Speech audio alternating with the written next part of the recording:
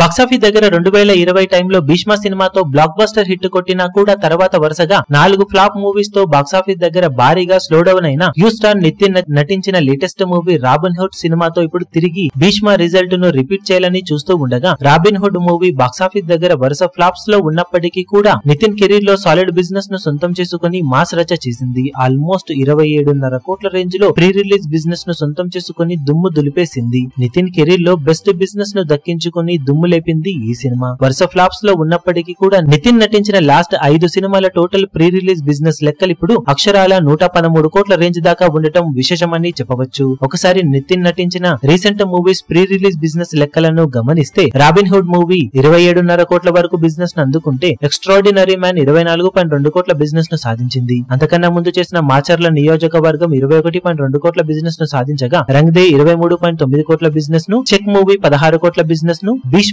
21.8 కోట్ల బిజినెస్ ను అందుకున్నాయి. లాస్ట్ 5 సినిమాల total world wide pre release business లెక్క 113 కోట్ల రేంజ్ దాకా ఉండగా అందులో యావరేజ్ గా ఒక్కో సినిమాకి ఇప్పుడు 22.6 కోట్ల రేంజ్ దాకా బిజినెస్ ను సొంతం చేసుకుంటున్నాడు నితిన్. కానీ అన్ని సినిమాలు ఫ్లాప్స్ లోనే ఉన్నప్పటికీ కూడా యావరేజ్ గా ఒక్కో సినిమాకు ఈ రేంజ్ బిజినెస్ ను దక్కించుకోవడం అంటే మామూలు విషయం కాదనే చెప్పాలి. కానీ బాక్సాఫీస్ దగ్గర భీష్మ తర్వాత మళ్ళీ అలాంటి హిట్ కోసం ఎదురు చూస్తున్న నితిన్ కి రాబిన్ హుడ్ సినిమా ఇప్పుడు ఎలాంటి రిజల్ట్ ను సొంతం చేసి పెడుతుందో చూడాలి.